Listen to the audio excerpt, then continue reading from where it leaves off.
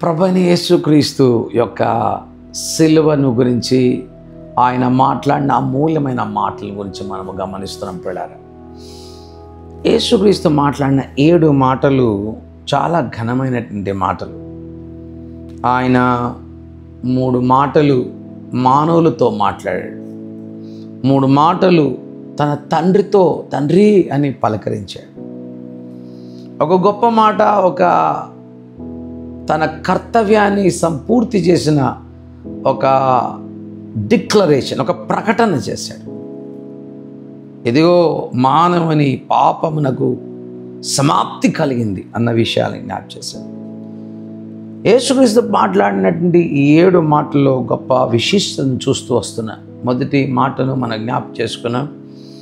క్రైస్తవ క్యారెక్టర్లో గుణలక్షణాలు గొప్ప గుణలక్షణం, శ్రేష్టమైన గుణలక్షణం, వెంటనే కలిగి ఉండాల్సిన గుణలక్షణము క్షమాపణ అని నేర్చుకోవాలి. క్రైస్తవ కర్తవ్యం ఆత్మల పట్ల భారం కలిగినటువంటి కర్తవ్యం అని 2వ మాటల నుంచి మనం నేర్చుకోవాలి. 3వ మాటల నుంచి మనము గమనించగలిగే మన భారము కంటే కూడా ఎదుటి వారి భారాన్ని మన భారంగా ఎంచుకోవాలని యేసుక్రీస్తు మనకు గుర్తు చేయడం మనం నేర్చుకున్నాం. ఇదేనా పిల్లారా యేసుక్రీస్తు పలికిన 4వ మాట, ఏలీ ఏలీ లామా సబక్తాని అనే మాట పలికి. విపరీతమైన బాధతో, విపరీతమైన నొప్పితో ఆయన పలికిన మాటను ఈవేళ మనము ధ్యానం చేసుకున్నాం.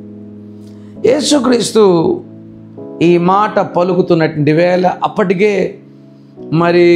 ఉదయం 9 గంటల నుంచి 12 గంటల వరకు ఒక 3 గంటలు ఆయన వెలుగులో ఉన్నాడు.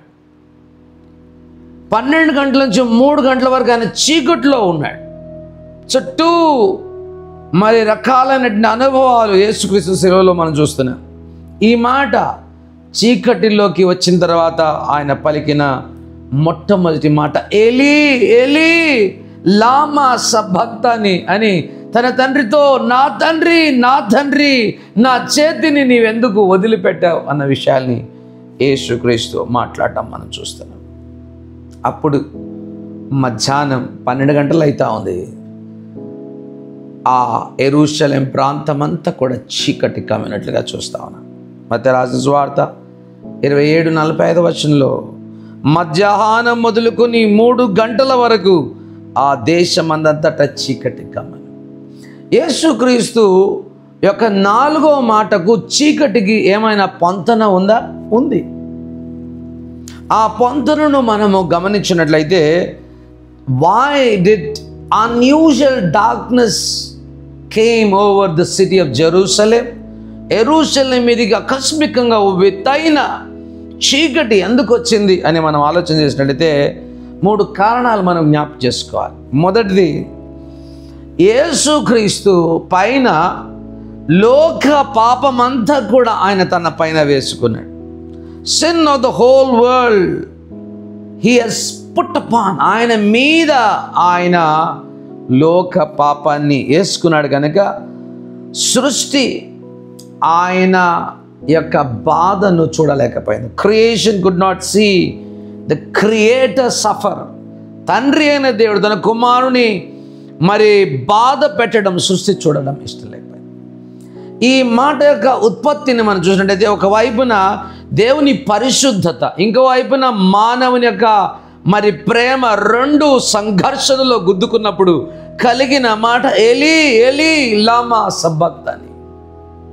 ఒకవైపున పరిశుద్ధుడైన దేవుడు పాపిని సహించలేడు, ఇంకొక వైపున ప్రేమ కలిగిన దేవుడు పాపిని ప్రేమించి ఆ పాపాన్ని తన మీద వేసుకున్నప్పుడు సృష్టి యావత్తు కలత చెందినట్లుగా మనం చూస్తున్నాం. 2వ కారణాన్ని చూద్దాం. దేవుని ఉగ్రతను తెలియజేస్తూ ఉంది చీకటి. మీరు ఐగుప్తు దేశంలోని తెగుళ్ళలోకి వెళ్తే 9వ తెగులు ఐగుప్తు దేశం అంతటి మీదకి కట్టిక చీకటి కలిగేది. ఎదుట ఉన్న వ్యక్తి కనబడనంత గాఢాంధకారం కలిగింది. It is the wrath of God. దేవుని ఉగ్రత అంటున్నాడు, దేవుని కోపం అంటున్నాడు. కనుక మనం గుర్తుంచుకోవాలి, దేవుని బిడలంగా దేవుడు ఎప్పుడైతే కోపగించుకుంటాడో మానవుని యొక్క పాపం అంతా కూడా యేసుక్రీస్తు మీద ఆయన మోపినప్పుడు దేవుని ఉగ్రత ఆయన మీద దిగి వచ్చింది. యేసుక్రీస్తు మీద ఆ దినం ఆయన దేవుని ఉగ్రత అనే చేదైన పాత్రను తాగాడు. తండ్రి, ఈ పాత్ర నాకు దూరం చేయని అడిగాడు. ఇంకొక మార్గం ఏదైనా ఉందేమో చూడని అన్నాడు. పిల్లగా, he bore the wrath of God. మొదటిది, మానవుని పాపం ఆయన మీద పడడం వల్ల సృష్టి యావత్తు చీకటితో నిండిపోయింది, చూడలేకపోయింది. అలా సృష్టికర్త బాధపడు. రెండవది, దేవుని ఉగ్రతను బట్టి చీకటి కమ్మినట్లుగా చూస్తాం. మూడవది, యేసుక్రీస్తు పాపిగా చేయబడినప్పుడు, జీసస్ ఈజ్ విత్ సిన్, పాపముతో ఆయన నింపబడినప్పుడు, God is not interested in seeing at Jesus. యేసును చూడడానికి ఆయన ఏమాత్రం ఇష్టపడలేదు. తన సొంత తండ్రి యేసు యొక్క మీద ఉన్న పాపాన్ని చూడడానికి ఇష్టపడక తండ్రి తన ముఖాన్ని త్రిప్పుకున్నట్లుగా చూస్తాం. పిల్లరా, యేసుక్రీస్తు ఆ మండు టెండలో పలికిన ఈ మాట యొక్క అర్థాన్ని మనము ఇదనము వెతక ప్రయత్నం చేద్దాం. మొదటిది, ఏలీ ఏలీ లమా సబక్తాని అని కల్వరిలో ఆయన తన తండ్రితో అంటున్నాడు, దేవా నా దేవా నీవు నా చేయి ఎందుకు విడిచావయ్యా. క్రిస్టాలజీలో సిద్ధాంతపరంగా మనం గమనించినట్లయితే యేసుక్రీస్తుకు రెండు గుణ లక్షణాలు. ఒకటి దైవ గుణ లక్షణం, రెండోది మానవ గుణ లక్షణం. ఒకవైపున తండ్రి అయిన దేవుడు తనలో ఉండడం, మానవునిగా కూడా ఆయన ఉండడం. అంటే అర్థము, ఆయన పూర్తి దేవునిగా పూర్తి మానవునిగా ఆయన ఉండడం మనము చూస్తాం. దిస్ ఈజ్ ఏ థియాలజికల్ టర్మ్స్లో హైపోస్టాటిక్ యూనియన్ అన్నారు. అంటే అర్థం ఏంటంటే ఆయన పూర్తిగా దేవుడు, ఆయన పూర్తిగా మానవుడు. యేసుక్రీస్తులో ఉన్న ఈ రెండు స్వభావాలు, నేచర్స్ని మనం చూసినట్టయితే యేసుక్రీస్తు ఎన్నోసార్లు ఈ మాటలు శిష్యులు గుర్తు చేశాడు. ఉదాహరణకు ఆయన యోహాను రాసిన సువార్త 16వ అధ్యాయంలో 32వ వచనంలో ఆయన అన్న మాటలు ఏంటంటే, ఇదిగో మీలో ప్రతి ఒక్కరు నన్ను వదిలిపెట్టి వెళ్ళిపోతారు, నేను ఒంటరి వాడని అయిపోతా. కానీ ఆయన పలికిన ఒక ఘనమైన మాట ఏంటంటే, అయితే తండ్రి నాతో ఉన్నాడు కనుక నేను ఒంటరి వాడను కాలేను. ఎంత చక్కగా, నేను ఒంటరిగా ఎప్పుడు ఉండను. ఈ మాటలోని సత్యం చూడండి. తండ్రి, నా తండ్రి, నువ్వు నన్ను ఎందుకు వదిలిపెట్టి వెళ్ళిపోయావు? Why did you leave me? తండ్రితో కుమారుడుకున్న బంధం ఎప్పుడు కూడా తెగిపోదు. ఎన్నడూ కూడా ఆయన మరి తండ్రి తనను వదిలిపెట్టినట్లుగా చూడలేదు. కానీ ఇక్కడ ఏలీ ఏలీ లమా సబక్తాని అనడంలో గల ఉద్దేశం ఏంటంటే, నా తండ్రి నీవెప్పుడు వదిలిపెట్టి వెళ్ళవే, ఎందుకు ఈవేళ నన్ను వదిలిపెట్టి వెళ్ళిపోతున్నావు? That was the lament of Jesus Christ, యేసుక్రీస్తు. యోహాను రాసిన సువార్త 10వ అధ్యాయం 30వ వచనంలో కూడా యేసుక్రీస్తు అన్నాడు, నేనును నా తండ్రి ఒకటై ఉన్నాం, మేమిద్దరము ఏకమై ఉన్నాం. ఆ మాటకు భిన్నమైన మాట, ఏలీ ఏలీ లామా సబక్తాని, నా తండ్రి నీవు నాతో ఏకమై ఉన్నావే, కొన్ని యుగాలు కొన్ని కోట్ల సంవత్సరాల నుంచి నాతో ఉన్నవాడు కదా, ఎందుకు నా నుండి దూరం అయిపోయావు? యోహాను రాసిన సువార్త 10వ అధ్యాయం 38వ వచనంలో మనము గమనించినట్లయితే ఇక్కడ కూడా యేసుక్రీస్తు చాలా స్పష్టంగా ఆనాటి యూదా సమాజానికి జ్ఞాపకం చేస్తున్నాడు. ఎందుకు నన్ను కొట్టాలనుకుంటున్నారు? ఎందుకు నన్ను చంపాలని ఆశపడుతున్నారు మీరు? నేను నా తండ్రి ఒక్కటిగా ఉన్నందుకు, నా క్రియలు తండ్రి క్రియలు కనుక నాలో ఉన్న క్రియలను చూసి నా తండ్రి నాతో ఉన్నాడని మీరు నమ్మాలి అని 10వ అధ్యాయం 38వ వచనంలో అంటున్నాడు. తండ్రి నాయందును నేను తండ్రి యందును ఉన్నామని మీరు గ్రహించి తెలుసుకున్నట్లు ఆ కార్యములు నమ్ముడని వారితో చెప్పాను. కాబట్టి ఈ దినం యేసుక్రీస్తు తండ్రితో వేరైపోవటానికి గల అనుభవాల్ని, వచనాల్ని మనం చూడగలిగాం. ఎందుకు అలా వేరైపోవాల్సి వచ్చింది? కారణం ఏంటో తెలుసా? తెలిస్తే నీ హృదయం చాలా బాధపడుతుంది, నీవు చాలా కలత చెందుతావు. ఎందుకో తెలుసా? ఆయన నీ నుండి వేరైపోవడానికి ఇష్టపడ్డాడు. ఎందుకంటే నిన్ను తండ్రితో కలపడానికి. He wanted to make this hypothetical union with the father. నీవు తండ్రితో ఒక్కటి కావాలని తండ్రి తన సొంత కుమారుని చెయ్యి వదిలిపెట్టడం మనం చూస్తాం. యేసుక్రీస్తు ఆ మాటలు అన్నాడా? ఖచ్చితంగా అన్నాడు. యోహాను రాసిన సువార్త 14వ అధ్యాయంలో 20వ వచనంలో ఈ రీతిగా అంటున్నాడు, నేను నా తండ్రి యందును మీరు నా యందును నేను మీ యందును ఉన్నాను అని ఆ దినమున మీరు ఎరుగుతారు. ఎంత చక్కని మాట. One day you will realise ఏలీ ఏలీ లమా సబక్తనీ అనే మాట, నేను పలికిన మాట యొక్క అంతరార్థం ఒక రోజు మీరు తెలుసుకుంటారు. ఎందుకో తెలుసా? నేను నా తండ్రి యందు మీరు నా యందు, మీరు నా తండ్రిలో, ఆయన మీలో ఉన్న ఈ అనుభవాలను నేను కలగచేయడానికే నా తండ్రి నుండి వేరు కావాల్సి వచ్చింది అంటున్నాడు. యోహాను రాసిన సువార్త 14వ అధ్యాయంలో 23వ వచనంలో చూసినట్టు, యేసు ఒకడు నన్ను ప్రేమించిన యెడల వాడు నా మాట గైకొంటాడు, అప్పుడు నా తండ్రి వాణ్ణి ప్రేమించును, మేము వాని యొద్దకు వచ్చి వాని యొద్ద నివాసము చేద్దాం. ఇన్నాళ్ళు లేని గొప్ప బంధం యేసుక్రీస్తు తండ్రి నుంచి వేరవటం ద్వారా ఈ దినం మనం ఈ గొప్ప ఆనందాన్ని, సంతోషాన్ని పొందుకోగలిగాం. ఈ దినం తండ్రి నీలో ఉండడము, నీవు మరి క్రీస్తులో ఉండడం ఎంతో గొప్ప భాగ్యం. ఆ భాగ్యం వల్లనే మనం ఈ దినం పరిశుద్ధులం కాగలిగాం. మన పాపమంతా కూడా ఆయన మీద మోపడ్డది. Now you are holy child of God. No more charges against you. నీ మీద ఎలాంటి నేరాలు లేవు, నీ మీద ఎటువంటి శిక్ష లేదు, నీకు దేవునికి ఇంకా శత్రుత్వం లేదు. ఇక నీవు దేవునితో సమాధాన పడ్డావు కనుక నీవు పరిశుద్ధునిగా ఉంటూ ఉన్నావు. యోహాను రాసిన సువార్త 15వ అధ్యాయం 2-3 వచనంలో, నేను మీతో చెప్పిన మాటను బట్టి మీరు పవిత్రులై ఉన్నారు. నా యందు నిలిచి ఉండండి, మీ యందు నేను నిలిచి ఉంటాను. తీగ ద్రాక్ష వల్ల నిలిచి ఉంటేనే కానీ తనంతట తానే ఎలాగూ ఫలించదో అలాగే నా యందు నిలిచి ఉంటేనే కానీ మీరు బహుగా ఫలిస్తారు. తండ్రితో వేరవటం వల్ల మనము తండ్రికి దగ్గర కాగలిగాం, మనం బహుగా ఫలించగలుగుతాం. మనం ఏది అడిగినా తండ్రి ఇవ్వడానికి సిద్ధంగా ఉన్నాడు. ఎంత గొప్ప అద్భుతం! ఇది నీవు నేను పరిశుద్ధులం కావడానికి యేసు మన మురికి నానేసుకోవటం ద్వారా, తండ్రి నుంచి వేరవటం ద్వారా పలికిన ఒక గొప్ప మాట, ఏలీ ఏలీ లామా సబక్తనీ.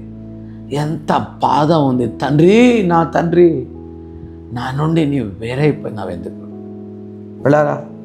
ఈవేళ ఈ మాటలోని లెసన్స్ని మనం చూసినట్లయితే, మొట్టమొదటిగా మనం కూడా చాలాసార్లు మన జీవితంలో కష్టం, మన జీవితం కలిగినప్పుడు, దేవా నీవు నా దగ్గర లేవా, నీవు నన్ను విడిచిపోయావు ఎందుకు, నేను ఎన్నో సంవత్సరాల నుంచి బాధ అనుభవిస్తున్నా, నాకు దూరంగా ఎందుకున్నా, నాకు పిల్లలు లేకుండా ఎందుకు చేశా, నేను ఎందుకు ఈ అప్పుల్లో ఇన్నాళ్ళు ఉండాలి, నేను ఎంత వెతికిన ఒక అబ్బాయిని ఒక అమ్మాయిని నాకు ఇవ్వడం లేదు, నా వివాహం కావటం లేదు, ఎందుకు దేవా దూరంగా ఉన్నా, అందరూ పిల్ల పాపలతో ఆనందంగా ఉంటే నా కడుపులో నీవెందుకు మరి నా గర్భాన్ని తెరవటం లేదు, ఎందుకు దేవా, వై అనే ప్రశ్నలు మన జీవితంలో రావచ్చు. పిల్లారా,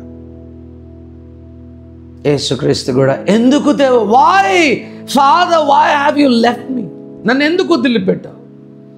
ఇదను ప్రతి క్రైస్తవుడు కూడా ప్రభు చెప్పిన మాట, నీ భారము నా మీదవే, నేను దాన్ని చూసుకుంటానన్నాడు. దాన్ని చూసుకుంటానన్నాడు. ఈవేళ cast your burden upon the Lord and he will care for you. నీ భారము ఆయన మీద మోపు, ఆయన నీ భారములన్నింటినీ కూడా ఎత్తుకుంటాడు. వెళ్ళారా, మొదటి లెసన్, నీవు కూడా ఎందుకు ప్రభు అని అడగచ్చు. నాకెందుకు ఇది కావటం లేదు ప్రభు అని అడుగు. ఎందుకు నాకు మంచి ఉద్యోగం లేదు ప్రభు అని అడుగు. ఎందుకు నాకు జీతము ఇలా ఉంచావని దేవుణ్ణి అడుగు. ఎన్నాళ్ళు నాకు పెళ్ళి కాదు ప్రభు అని అడుగు. ఎన్నాళ్ళు నాకు ఈ సమస్యలో నేను మునిగిపోయి ఉండాలి అడుగు. Cost all your burdens and God. నీ భారం ఆయన మీద మోపు, ఆయన నీ భారాలన్నింటినీ కూడా ఎత్తుకుంటాడు. ప్రళారా, యేసుక్రీస్తు అడిగినట్లు, తండ్రి నా తండ్రి నా చేయి ఎందుకయ్యా విడిచావు, ఎందుకు విడిచిపెట్టావు? మొదటి పాఠాన్ని చూస్తున్నాను. రెండో పాఠం ఏంటో తెలుసా? యేసుక్రీస్తు ఎందుకు అని అడిగినప్పుడు తండ్రి జవాబు ఇవ్వలేదు పిల్లారా. No answer for that question. కొన్నిసార్లు మన జీవితంలో కూడా మనం ఎందుకు అని అన్నప్పుడు, ఎందుకు ప్రభా అని అడిగినప్పుడు దేవుడు మనకు కూడా జవాబు ఇవ్వడు. మనకు కూడా ఆయన జవాబు చెప్పాల్సిన అవసరం లేదు. యేసుక్రీస్తుకు మరి జవాబు చెప్పినంత మాత్రాన తన యొక్క పెయిన్ పోతుందా? పోదు. నీ జీవితంలో కూడా నేను ఎందుకు ఇలాంటి సమస్యలు నేను ఉంచాడో నీకు జవాబు చెప్తే నీకు కష్టం పోతుందా? ఎందుకు ప్రభా మా అమ్మను తీసుకున్నా, ఎందుకు నా నాన్నను తీసుకున్నావంటే నొప్పిపోతుందా? ఎందుకు తీసుకున్నాడు? Pain will be still there. You will be in the same situation, but God will help you. Definitely, యేసుక్రీస్తు 3 దినాన పునరుద్ధానుడై తిరిగి లేచినట్లుగా ఆయన నిశ్చయంగా నీకు కూడా విమోచన ఇవ్వగలిగినవాడు. సో మొదటిది, ఈ మాటల నుంచి, 4వ మాటల నుంచి ఎందుకు అని అడిగే అవకాశాన్ని దేవుడు మనకి ఇచ్చాడు. You have every right to ask God, Lord, నాకెందుకు ఈ సమస్య? రెండవది, ఆయన కొన్నిసార్లు మనకు జవాబు ఇవ్వకపోయినా, ఒకవేళ జవాబు ఇచ్చినా మనం ఏమైనా బెటర్ ఫీలింగ్ వస్తుందా? మనకి ఏం రాదు. కనుక దేవుడు మన మంచి కోరేవాడు, మన క్షేమాన్ని కోరేవాడు. ఆయన నీకు జవాబు ఇవ్వడు. అలాంటి సందర్భాల్లో కూడా నీవేమాత్రం అధైర్యపడకూడదు. ఎందుకో తెలుసా? 3వ లెసన్ని ఆ వచనం నుంచి చూడవచ్చు. ఒకటి ఏంటంటే, సైలెన్స్ ఈజ్ నాట్ యాబ్సెన్స్. ఆయన మౌనంగా ఉన్నాడంటే నీతో లేడని కాదు, ఆయన నీతోనే ఉన్నాడు. నిన్ను విడవడు, ఎడబాడు. నిబ్బరం కలిగి ధైర్యంగా ఉండొచ్చు. కొన్ని సందర్భాలకు, కొన్ని ప్రశ్నలకు, వై అనే ప్రశ్నలకు జవాబులు లేవు. సైలెంట్గా దేవుడు ఉన్నప్పుడు ఆయన యాబ్సెంట్గా ఉన్నాడని కాదు, ఆయన నీతో ఉన్నాడు, నీలో ఉన్నాడు. నీకు విరోధంగా ఏది కూడా వర్ధిల్లదు. నీ కొరకే అన్నిటినీ మంచి కొరకు చేస్తుంది. కనుక ఈవేళ యూ కెన్ ట్రస్ట్ హిమ్. ఆయన నమ్మొచ్చు, ఆయన మీద ఆధారపడవచ్చు, ఆయన మీద ఆనుకోవచ్చు. నువ్వే స్థితిలోనో నాకు తెలియదు సహోదరి సహోదరుడా. ఇరుకు, ఇబ్బంది అనే కొలిమిలో నీవు ఉంటున్నావా? సరైన ఉద్యోగం లేక అవస్థ పడుతున్నావా? పిల్లలు లేక బాధపడుతున్నావా? పెళ్ళి కాక బాధపడుతున్నావా? తండ్రి లేక దుఃఖంలో ఉన్నావా? ఎందుకు నా తల్లిని తీసుకున్నావు అని బాధపడుతున్నావా? ఎందుకు నాకు ఒక గృహాన్ని దేవుడు ఇవ్వడు, నన్ను మంచి ఉన్నత స్థితికి దేవుడు ఎందుకు తీసుకుని బాధపడుతున్నావు? You can always cost your burden upon the lord. దేవుని మీద నీ భారము, ఆయన నీ భారానికి తగిన జవాబిస్తాడు. ఆయనను నమ్మొచ్చు.